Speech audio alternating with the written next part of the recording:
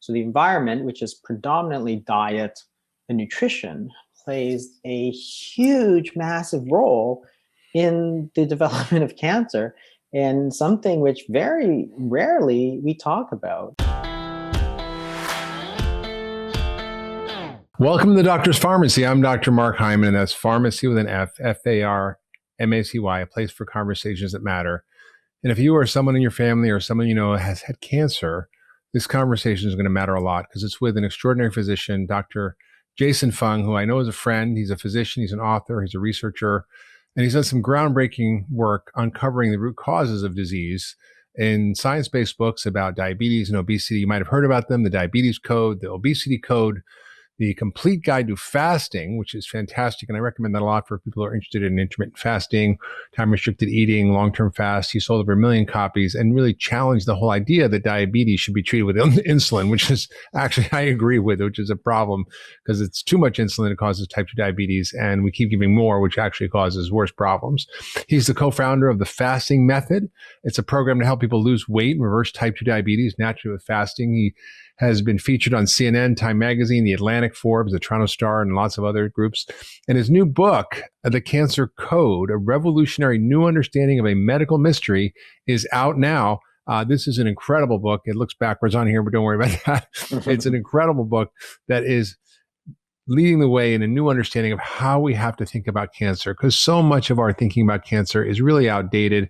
I call it the poison, burn, and slash method, which is essentially how we treat cancer.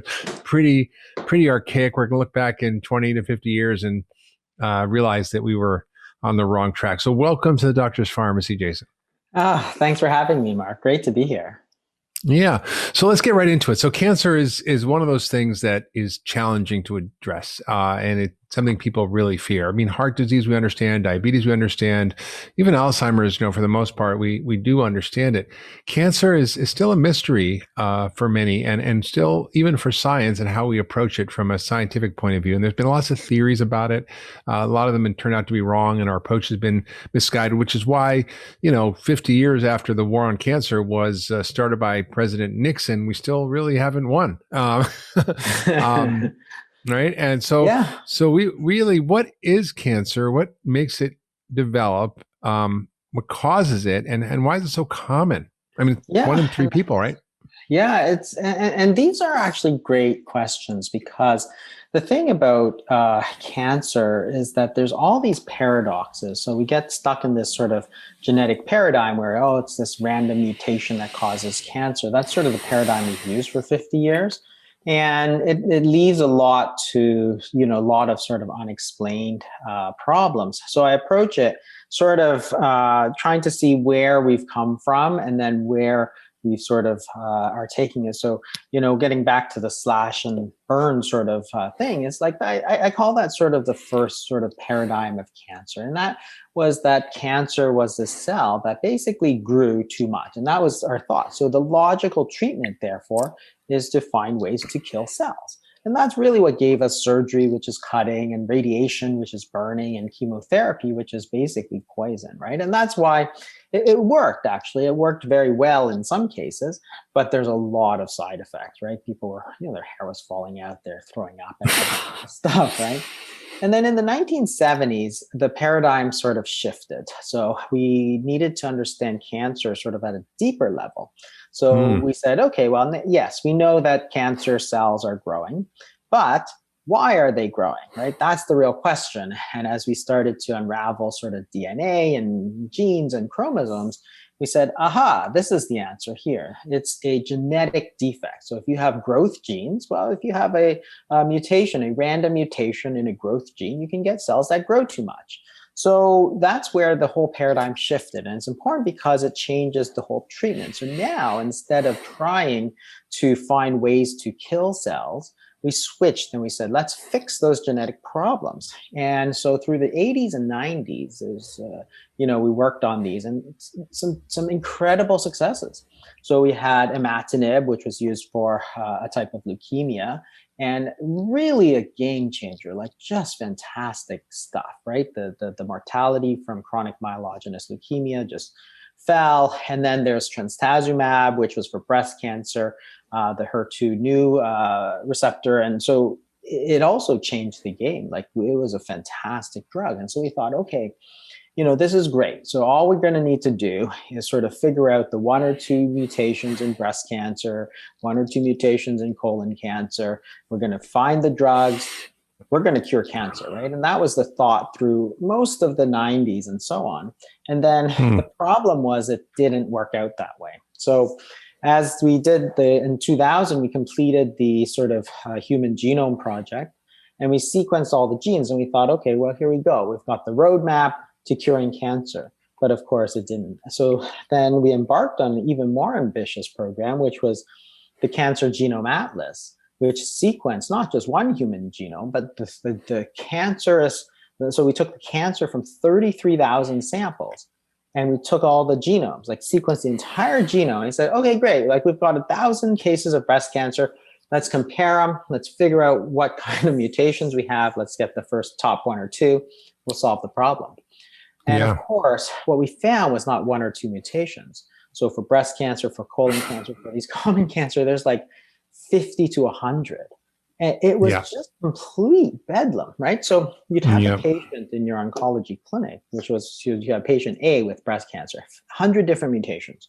And patient B with the exact same looking cancer, with 100 completely different mutations. So that's not going to work, because the whole idea of, developing 100 drugs was just, that wasn't going to work. And that was sort of the death of the sort of genetic sort of paradigm. And that's really why we made so little progress from sort of 1980 to sort of 2010, when this whole thing began to fall apart. And that's really the problem. So we've been stuck in this paradigm, and now we've started to shift into a whole new paradigm of cancer, looking at it from a sort of evolutionary standpoint.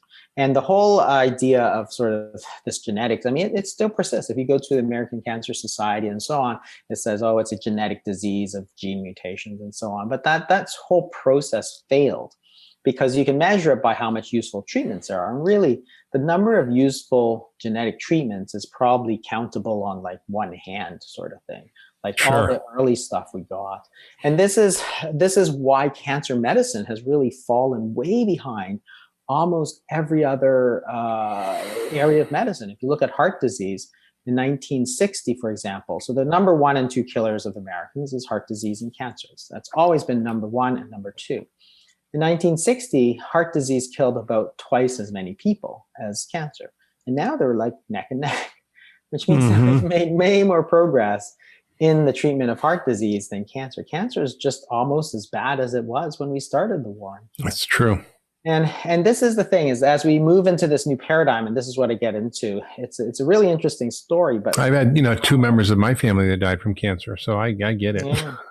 And my sister had cancer twice. Yeah, and that's terrible. But the thing about it is, this new paradigm we talk about is important, because when you talk about evolutionary medicine, now you talk about the importance of the environment, because that's what really drives evolution, is the environment that you're in. And for so long, we've thought about this as a disease of genetic mutations. We concentrate on genes and not on other things that are going to increase your risk of cancer. So the environment, which is predominantly diet and nutrition, plays a huge, massive role in the development of cancer, and something which very rarely we talk about. So I reviewed the study. It was so in 1981, the US Congress said, okay, we need a study. Let's figure out what causes cancer. So they got the best people, as updated in 2015. And they said, okay, let's calculate the population attribution fraction, which is basically how much of cancer is due to, say, tobacco smoke. So about 35% of cancer is caused by tobacco smoke. Well, diet is actually at 30%. So it's almost as high as tobacco smoke. Well, and way above everything else, like the pesticides and the chemicals, all the stuff we worry about, wood dust and asbestos, those all do cause cancer. But on a population basis, it's almost all tobacco smoke. And we know, of course, to stop smoking, but also diet is huge. Yeah. Jason, I remember it was 1985. I think I was on my rotation in oncology as a medical student. And I said to the cancer doc, the oncologist, I said, so because I was always interested in nutrition, and actually I remember in college I took a nutrition course, and I had a little manual of scientific studies that was on nutrition and cancer back in 1980, right? So I was sort of paying attention already back then. And I said to the attending physician, I said, so tell me, what do you think is the percent of cancers that are caused by or made worse by diet? And I thought he would say, oh, 10%. He said 70%. And I was like, whoa. And I think when you think about functional medicine and the approach you're taking, it's a very different model of thinking about cancer. So yes, if you have a tumor or something, you might need to get it cut out, or you might need radiation, or you might need some chemo at some point. But the question that never really gets asked is, one, why did the cancer develop in the first place? And how do I change those conditions? And two, how do I actually create a healthy immune system and a healthy soil and to actually make sure that the cancer can't grow? And as a functional medicine doctor, I often say we're very much like regenerative farmers, where we focus on soil health, as opposed to industrial farmers, which use a lot of chemicals, pesticides, basically antibiotics and glyphosate and herbicides to make the plant healthy. And I remember being at this conference on nutrition. I don't know why they invited me. It was all the big food companies, the big ag companies. And I was invited to give a talk, which I did, and I didn't hold back anything. And I'm sitting next to this guy at dinner. I'm like, so, what do you do? He says, well, I'm in plant medicine. I'm like, plant medicine? I said, what is that? He said, well, we make pesticides. So I think, okay, got it. So I think, this whole idea that you're bringing forth is so important. So talk about this analogy of the seed and the soil and cancer, and why we're ignoring soil conditions in the body and the environmental issues and diet, and also lifestyle and stress and environmental chemicals, all those factors. So the idea of the seed in the soil actually goes way back. I mean, it was written about sort of like 60, 70 years ago. But then, of course, everybody forgot about it, because the point is that, genetics, this whole focus we had on finding mutations in genetics really talks about the seed, right? It doesn't talk about the environment that you're in. And if you have a seed, of course, it has the ability to grow, but it needs the right conditions, the proper soil to grow. And what we always seem to not talk about is how certain populations that live a sort of traditional lifestyle almost never get cancer, like other than the ones that we know that are, say, virally caused. But if you go back, so Dennis Burkitt was this sort of legendary Irish surgeon. And he went to Africa, and, he discovered Burkitt's lymphoma and stuff. And it's a very interesting story. But, he looked at these Africans who were eating a traditional diet, living a traditional lifestyle. And he said, boy, these people just don't get cancer. And the whites, of course, were getting colorectal cancer at the same rate as they were in the UK, for example. Yeah. And so they called these things diseases of civilization. So obesity, type 2 diabetes, and cancer would come as people change their lifestyle. But you see this actually all over the world. So the Inuit in the far north, some people used to call them Eskimos. So again, eating a traditional diet, very high in, say, animal meat, whale meat and seal blubber and stuff. That's their traditional diet. They never get those cancers that we get. I mean, they get some viral cancers, but they don't get like colorectal cancer, breast cancer. In fact, the university in Ontario, Canada, used to send an expedition to the Arctic Circle sort of every year to find out why these people were immune. But of course, they weren't actually immune, because as soon as in the 60s, 70s, and 80s, they changed their lifestyle to Western sort of lifestyles with the sort of bread and sugar and all that sort of processed foods that we ate. Then you started to see all the cancers. So clearly it wasn't a genetic problem, because the gene pool of these Africans or these Inuit were not changing. But it was the soil that, and it comes back, of course, to diet and lifestyle, which is the most important thing, because that's the main thing that's changing as these people come over.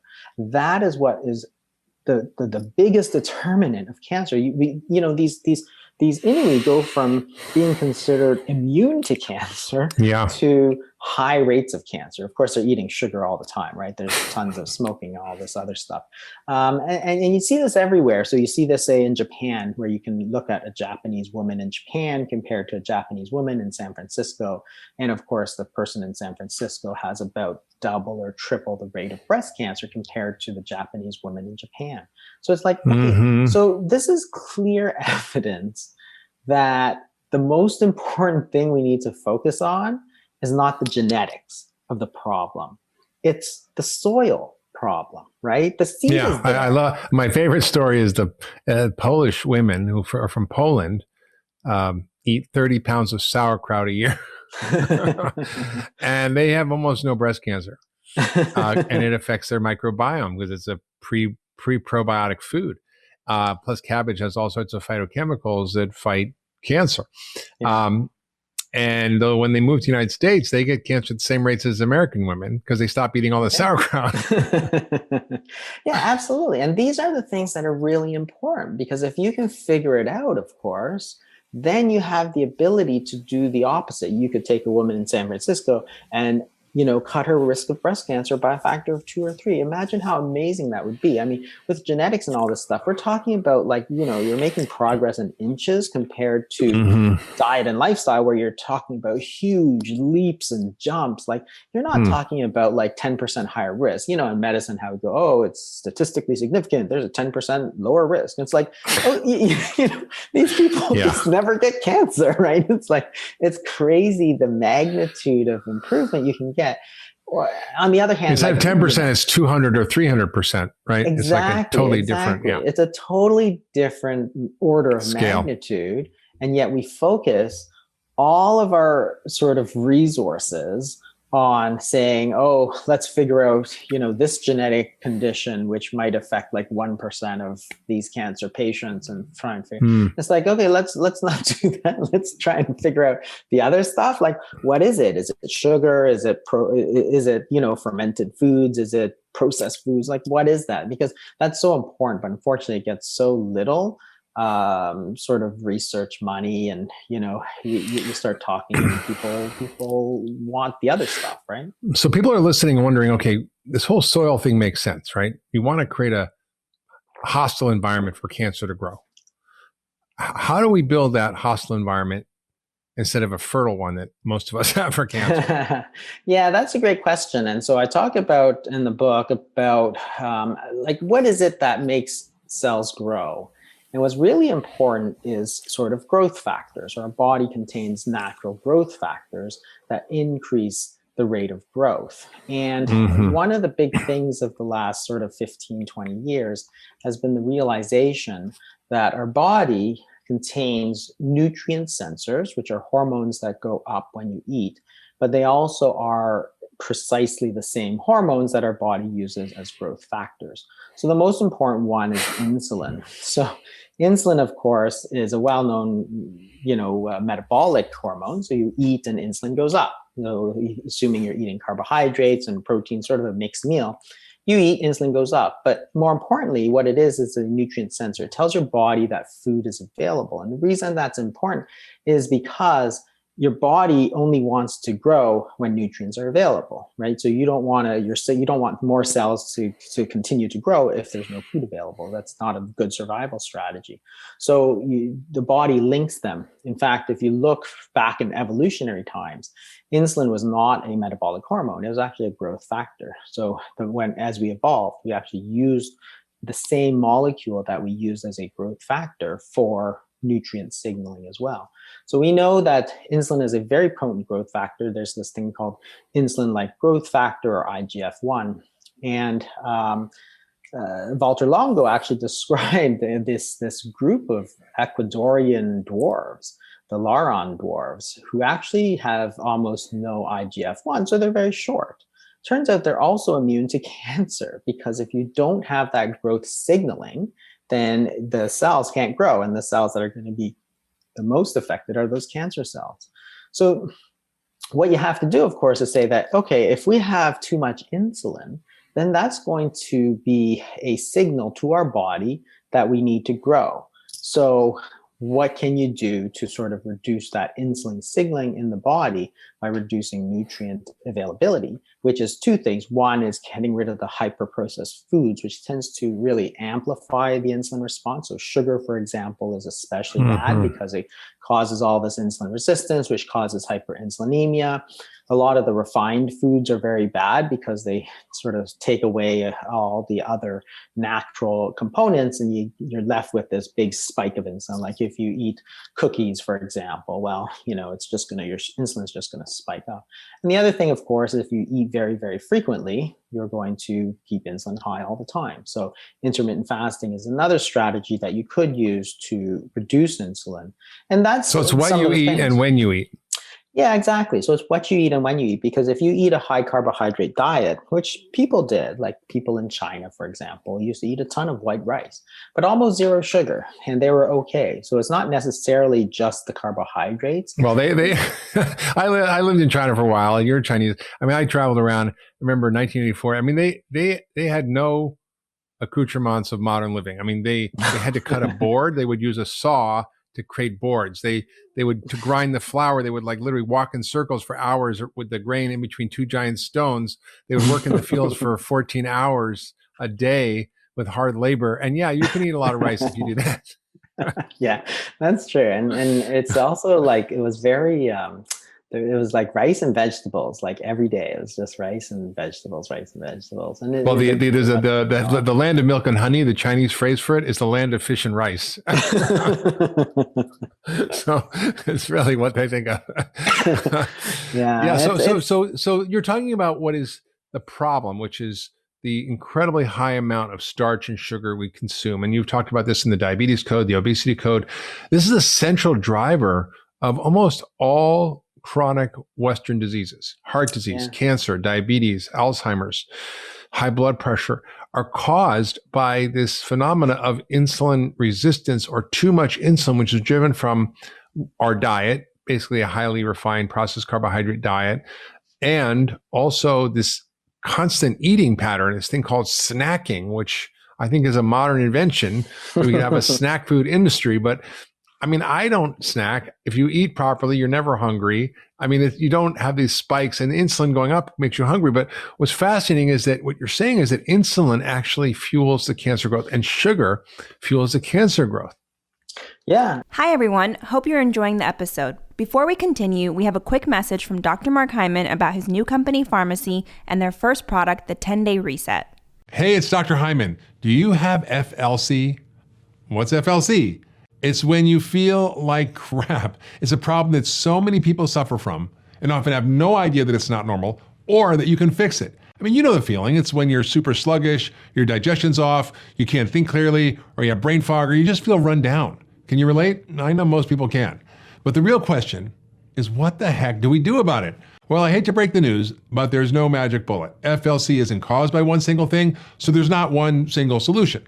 However, there is a systems-based approach, a way to tackle the multiple root factors that contribute to FLC, and I call that system the 10-Day Reset. The 10-Day Reset combines food, key lifestyle habits, and targeted supplements to address FLC straight on. It's a protocol that I've used with thousands of my community members to help them get their health back on track. It's not a magic bullet. It's not a quick fix. It's a system that works. If you want to learn more and get your health back on track, click on the button below or visit getfarmacy.com. That's getfarmacy with an F, Farmacy.com. Now back to this week's episode. So all of these diseases are actually diseases of too much insulin. So if you look at obesity, for example, if you were to measure the levels of insulin, people who are more overweight tend to have higher insulin. Same with type 2 diabetes. Hyperinsulinemia and insulin resistance are really sort of two sides of the same coin. So one causes the other. Sort of hyperinsulinemia can cause insulin resistance can cause hyperinsulinemia.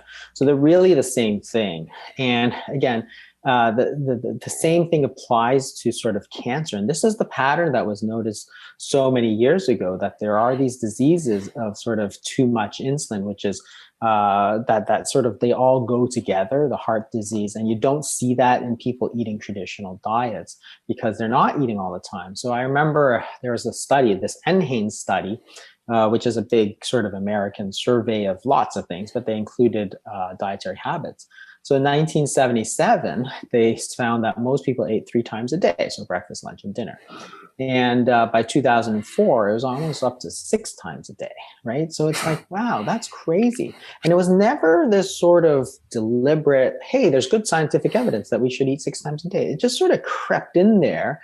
And I think part of it was, of course, the snack food companies wanted to promote it. And, people thought it was a good idea. So then it was this sort of, it became almost gospel. Oh, you have to eat 6 meals a day, right?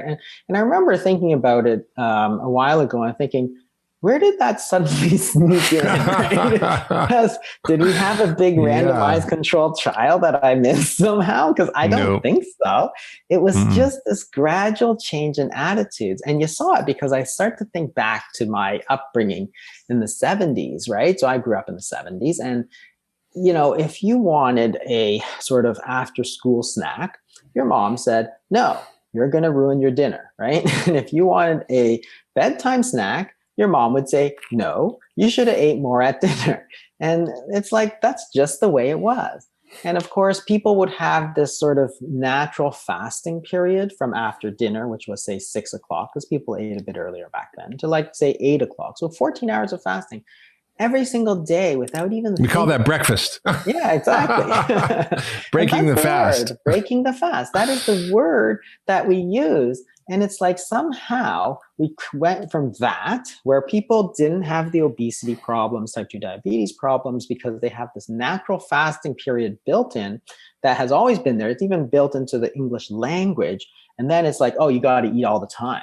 And it's like, oh, you can't ever skip your breakfast. You got to snack all the time, right? You see it in schools, for example. Oh, they go to school, they get a mid-morning snack, then they have a lunch, and then they have their after-school snack, and then they have the dinner. Then, you're playing soccer, and they think that they need to have a snack in between the halves of soccer. I'm like, I played. Well, Jason, you've written a lot about fasting and the effects of either time restricted eating, which is 12, 14, 16-hour fast every day, or taking a 24-hour, 36-hour fast a week, or even longer fast for diabetes.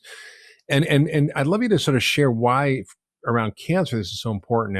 And on my podcast soon, we're going to have Dr. Patrick Hanaway, who is my colleague and friend, was the medical director at Cleveland Clinic, who had cancer and used fasting as an approach to his cancer treatment. He still got radiation, but he also did it in a way that actually reduced all the side effects to almost none, has kept him healthy now for well over a year. And this cancer was not a great one, and let him go through the process with really no issues, which was really staggering, and really went on a ketogenic diet in order to do that, which is both using fasting and ketogenic diets to drop insulin levels to almost undetectable. So can you talk about this whole idea of fasting, cancer, ketogenic diets, why it's so important, and how it connects to this whole idea of insulin resistance and high insulin levels? Yeah, so both fasting and ketogenic diets have the same sort of goal at the end, which is trying to lower insulin. Because the difference between a ketogenic diet, say, and a low carb diet is that, you're sort of low carb, ultra low carb for the keto, but sort of moderate protein, because protein can also stimulate insulin. Whereas some of the older low carb diets were like very high in protein. You take protein shakes or whatever it is. And that's like generally Atkins, not, right? Yeah, like Atkins. And so high protein is not always the best idea, because you can get high insulin, but you also get this high mTOR, which is sometimes not so good for cancer as well. But the idea is to really drop your insulin levels. And if these are diseases of too much insulin, then that's going to be a very useful adjunctive treatment. So fasting is actually fascinating, because there's all these different things we're discovering. So one of the things is sort of autophagy. So as you fast, of course, your nutrient sensors go down, so mTOR, insulin go down, and then you activate this process called autophagy, where you actually start to break down some of your subcellular organelles and stuff. So basically, your body's just trying to clean house. It's like Pac-Man coming around and cleaning up all the garbage. Yeah, exactly. And people think it's a bad thing. Maybe people know who Pac-Man was, but that was the original video game that we all played back in the 70s. Pretty simple. Very exciting, though. Yeah, I don't know what Pac-Man is anymore. You can still find them sometimes.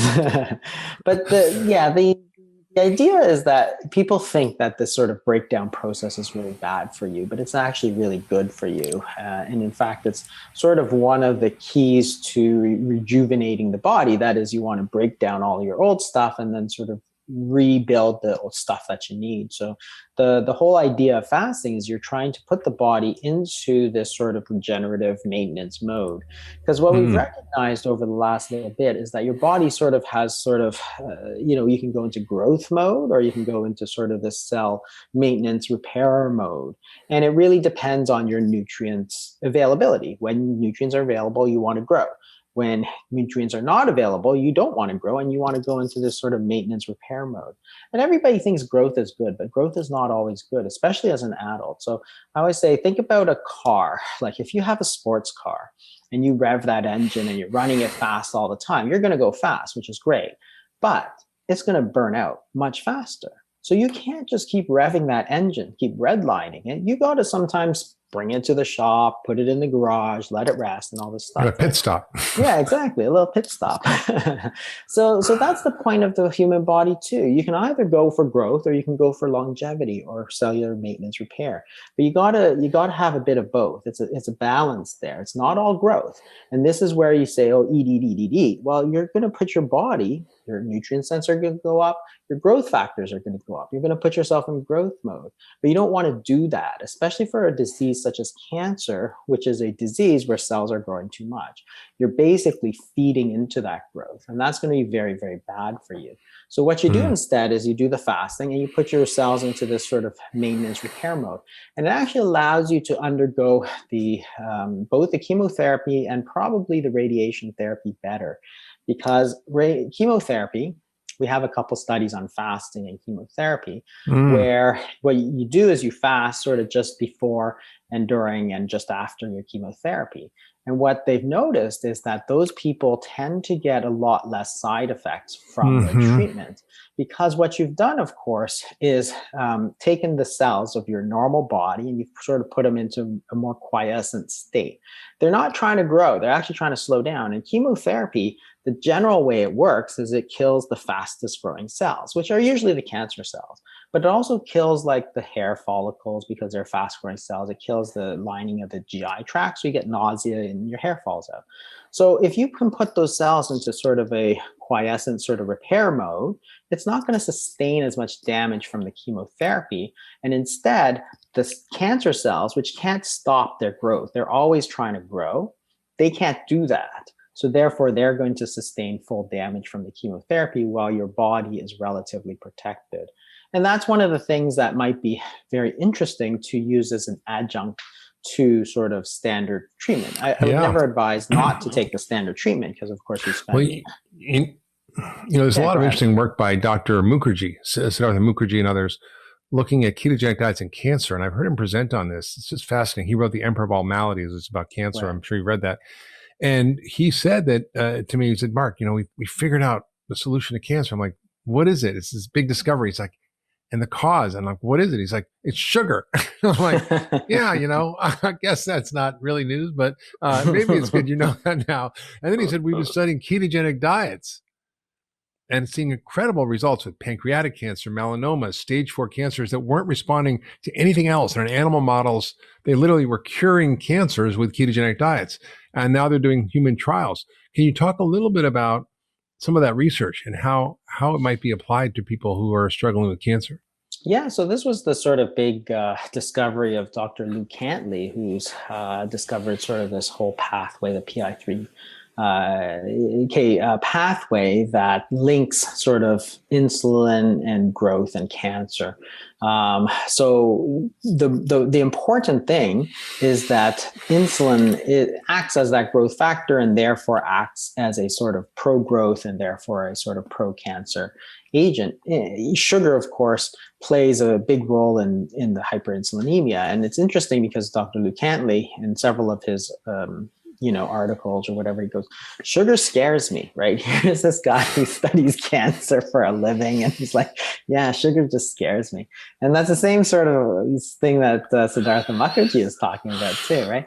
And that's the whole point, is that with ketogenic diets, with fasting, and of course fasting, you have to cycle it, because you can't obviously fast. You can't fast forever, right? As opposed to a ketogenic diet, which is sort of very low carbohydrate. You could sustain that for years and years. You can't fast forever. You need some food at some point. But the idea is the same. What you're trying to do is really reduce those insulin levels. They're, of course, studying this in terms of drugs. They're trying to develop these blockers to the whole pathway of Pi3K and so on. I think they've developed a couple companies for that. But, just like anything else, it's like, why would you want to do it with a drug when you can do it with your diet? Well, you know what's so striking, Jason, is that, often when people go get cancer treatment, their doctors make sure you keep your weight up, eat ice cream, eat milkshakes, have cake, and I'm like, what are you telling them that for? I mean, that is death. And yet it's, I mean, I actually had a radiation oncologist as a patient who worked at MD Anderson, and he was very aware of these studies and these issues. And he tried to tell his patients to do the right thing. He said all the nutritionists, and this is like the #1 cancer hospital in the world, are telling their patients to eat a lot of starch and carbohydrates and sugar to keep their weight up. And it's just such a unfortunate situation that is going on right now. So when we talk about cancer, we're clearly talking about some of the risk factors, right? Sugar. There's other risk factors, and one of the things that I think is very concerning to me is these obesogens, which are environmental chemicals that not only are directly toxic and carcinogenic, but they're actually causing insulin resistance. So they're really creating a double whammy: pesticides, herbicides, additives, all these environmental chemicals that we're exposed to. 80,000 of them that have been developed over the last 100 years. What's your perspective on that, and how do we reduce our risks?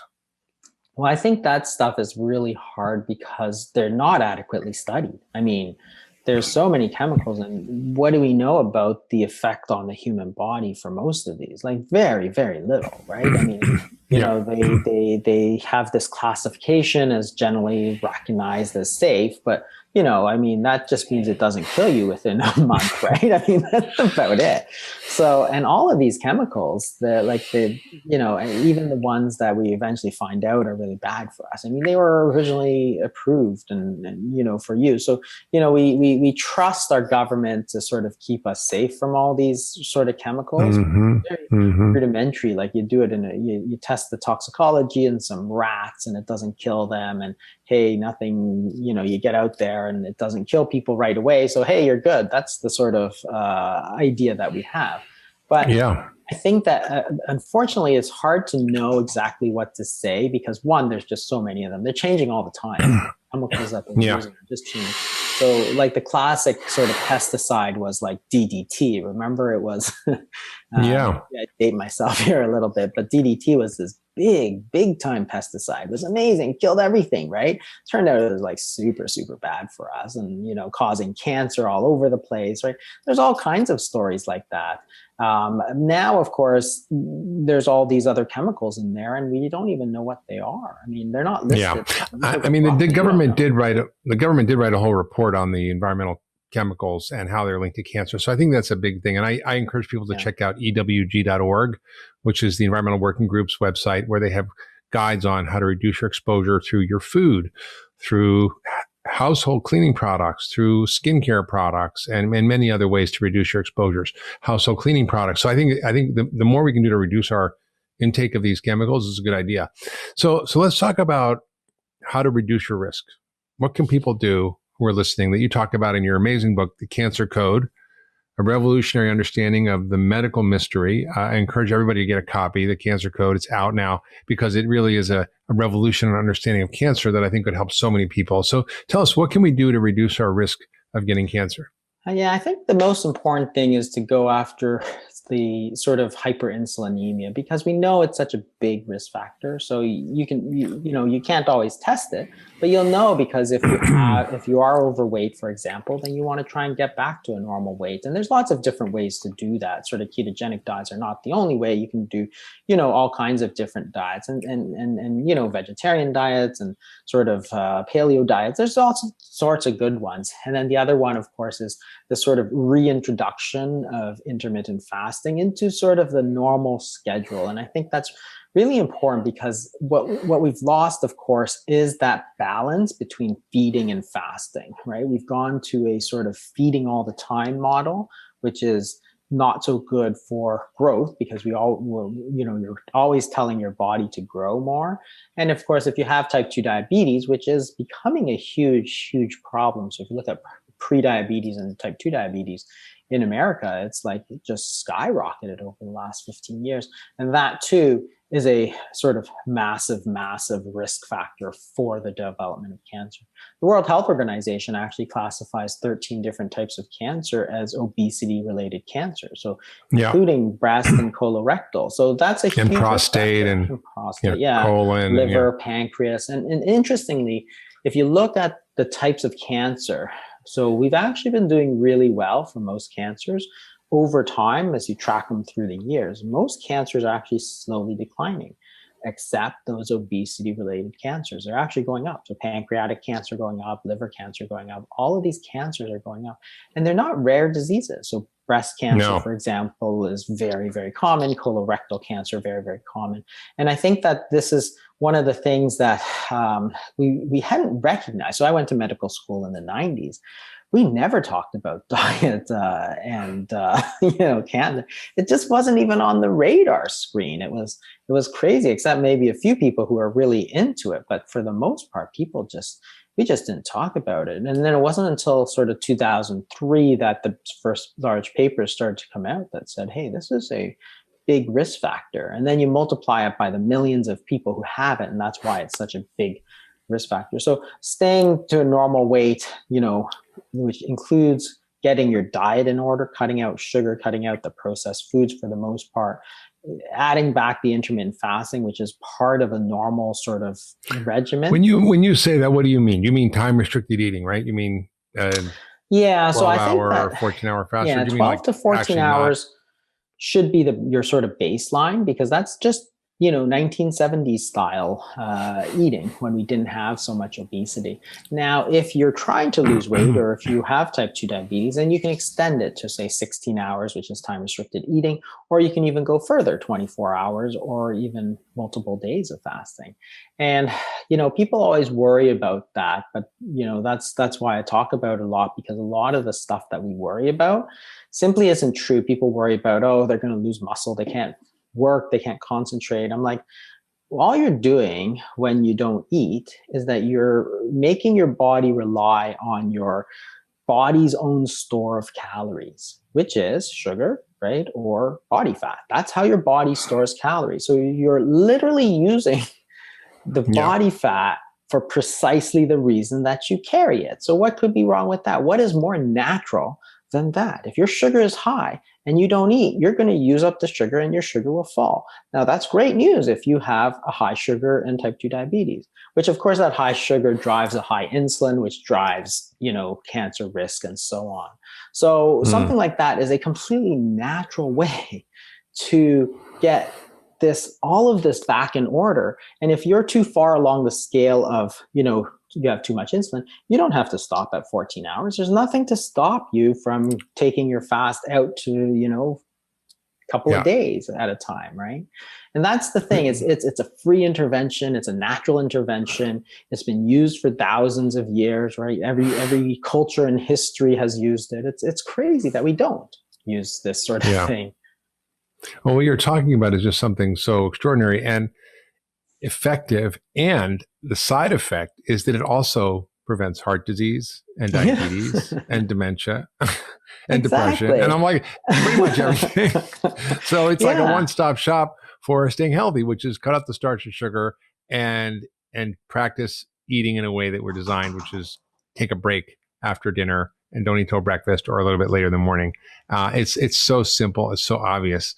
And it's so different than our current thinking. But if you have cancer, like if you already have cancer and we can do this to reduce our risk, what about the screenings, the cancer interventions, the treatments that we have now? Should we still do those?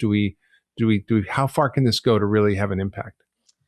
Screening is a very interesting problem because it sort of gets down to the sort of seed and soil idea. So all our cells in our body actually have the potential to become cancer, right? So your heart can get cancer, your liver can get cancer, even your placenta can get cancer. It's crazy that every single cell in the body can become cancerous. So the point is that seed sort of lies everywhere, and that aggressive screening we found, may or may not be that useful. So this is the reason why people are sort of backing off a little bit on sort of aggressive screening. Works very well in some cases, like cervical cancer, for example, but taken too far, it was useless. So the thyroid cancer is an example where they screened people in South Korea for thyroid cancer, found a ton of thyroid cancer. It was like everywhere. So the incidence of new thyroid cancer went up sort of 11-fold because of screening, but the mortality was still just about the same. It didn't impact it because most of those didn't need to be treated. So that's the point, is that there's a limit to the screening, but there's well-established protocols that, people have studied. So breast cancer, for example, mammograms have been studied, but they're rolling they used to say, oh, maybe you should start at age 40. And they've actually recently been sort of moving it back down to maybe age 50. Same with colonoscopy, for example. One of the big successes of screening has been colonoscopy, and removal of sort of early cancers has made a big difference in terms of reducing colon cancer. But they're also talking about, maybe you don't need it. They actually just rolled, I think just last 2 weeks ago or something, they actually said we should start earlier, in part because I think that they're worried that with the obesity epidemic, they're actually getting more and more. So if you look at these obesity-related cancers, we're actually finding them younger and younger because the younger and younger populations are getting more of this obesity. So I think they just recommended, instead of age 50, they actually rolled it down to like age 45 or something to get colonoscopy. So I think it's still a good idea to do screening because it's one of these cautious things, but you have to be wary. So certain things didn't pan out the way we thought. PSA is super controversial for prostate cancer. Thyroid cancer didn't turn out to be useful. So, but you pick and choose. The big ones are going to be breast and colorectal, of course. So given what you learned about in this research that you did for the Cancer Code, which was an amazing book, and everybody needs to get it, a revolutionary understanding of a medical mystery. What does the future look like for cancer? Because it feels to me as a doctor, someone says I have diabetes, I have Alzheimer's, I have heart disease, I have an autoimmune disease, I have this. I'm like, great, I got that. Cancer, it's like, not so easy. So what does the future look like in terms of prevention and treatment of cancer? I think there's two different things. So in terms of treatment of cancer, of course, a lot of these things that we talk about are not applicable once you have the cancer. Like you can't just use diet. Like I would never say to somebody, just use the diet or just use fasting. And it's like, no, you need to get that surgery or the radiation or the chemotherapy or whatever they're recommending for you, because by that time, you have a high risk of other issues. You can use it as an adjunct, but the treatments have come a long way because, again, we've moved past now that sort of idea that we need to find the genetic cure for all these cancers. And now we're sort of moving into the age of immunotherapy, which is taking this idea that cancer is sort of this evolving sort of new species and saying, well, let's use our immune system to try and destroy it. So we've been seeing some sort of incredible successes from a therapeutic standpoint with these new agents, these sort of checkpoint inhibitors and CAR T and some of these other things. So really very hopeful. Of course, that depends on a lot of research dollars or very high tech sort of stuff. Yeah. But it's more exciting from a prevention standpoint because the only real successes we have in cancer medicine are really in prevention. So stopping smoking, for example, is sort of so far ahead of anything else we do for cancer. And so, but it's all through prevention. Same with colonoscopies and for colorectal cancer. really you start to see as these things, as you do more and more screening. So as you go from the 70s to the 80s to the 90s to the 2000s, for example, you can see that as people start, to accept that they need to do this screening, that colorectal cancer mortality is slowly coming down.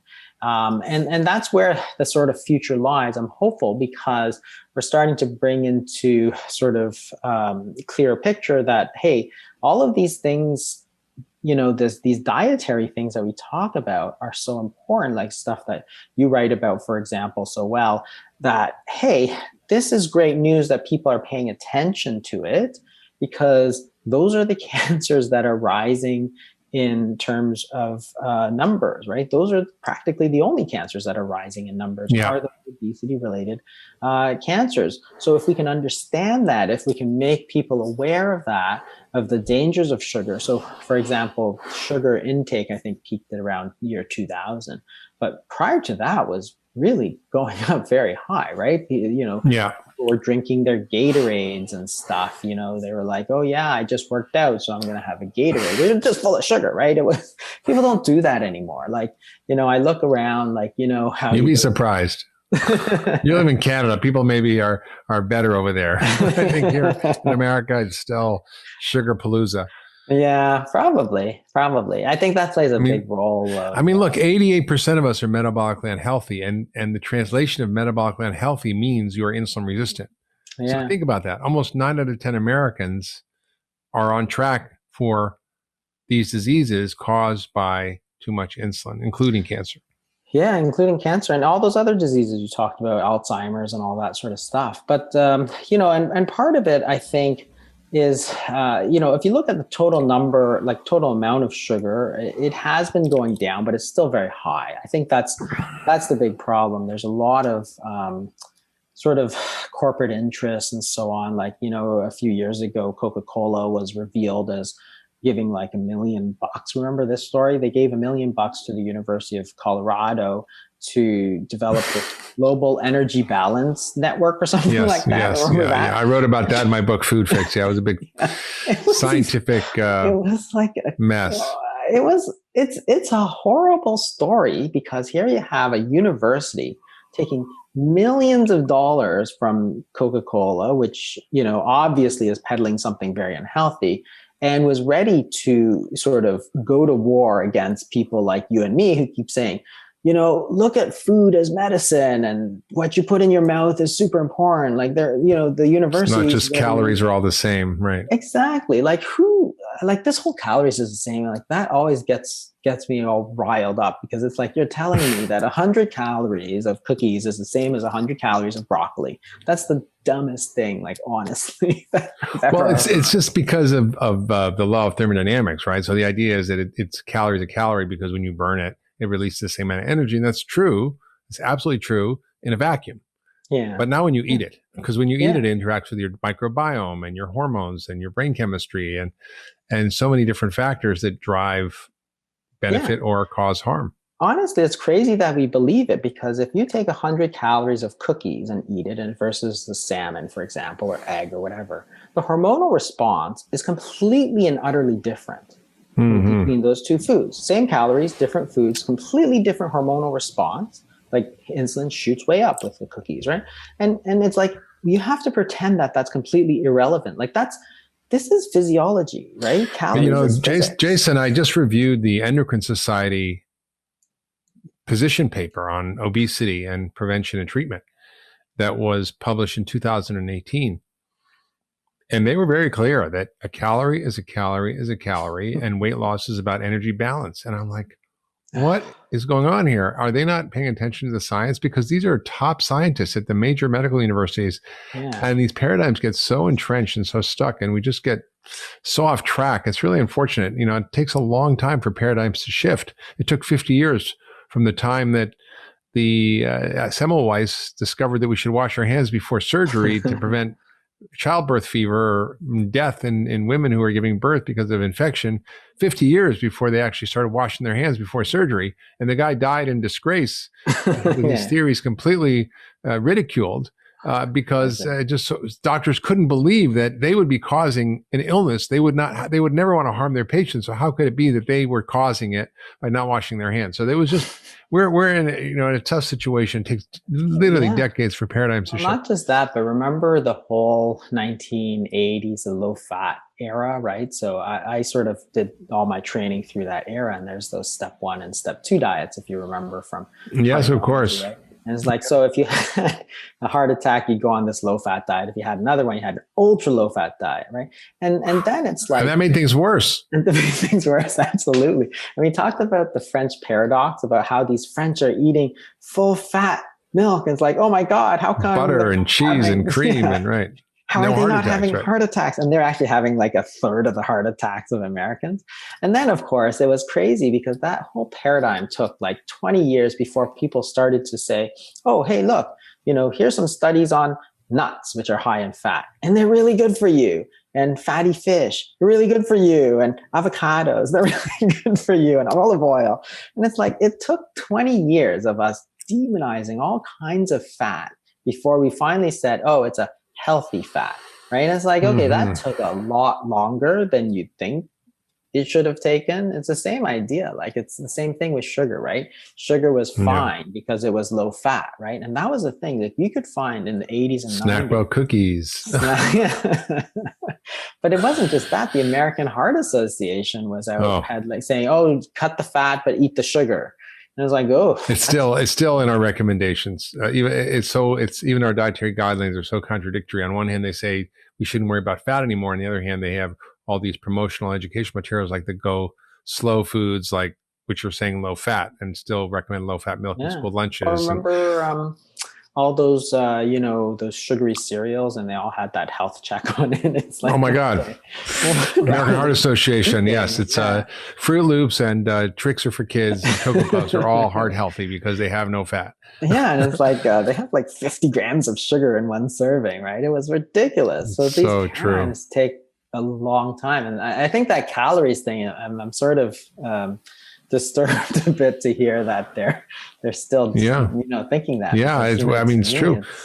It's true. Well, your contribution on understanding of cancer has been so great with this book, The Cancer Code. I encourage everybody to get a copy of it. It's really fantastic. Jason, you've really inspired me to even eat less sugar than I already do, and feed my cells right and create a healthy soil, because that's the key here. We know how to create a healthy soil, and it's the obvious thing. It's not just not eating sugar, but it's also eating phytochemical rich food, lots of fruits and vegetables, lots of good fats, nuts and seeds, whole foods, getting rid of all the ultra processed stuff, exercise, sleep, relaxation, stress reduction. All these things are the things you need to create a healthy soil, and also getting your nutrient levels up, right? Because a lot of us are nutrient deficient in vitamin D, which has been linked to cancer incidence if you're deficient. So your book covers all this stuff. It's just fantastic. And I encourage everybody to get a copy. Jason, thank you so much for being on the Doctor's Pharmacy. It's been really a pleasure to have you. If you love this podcast, please share it with your friends and family on social media.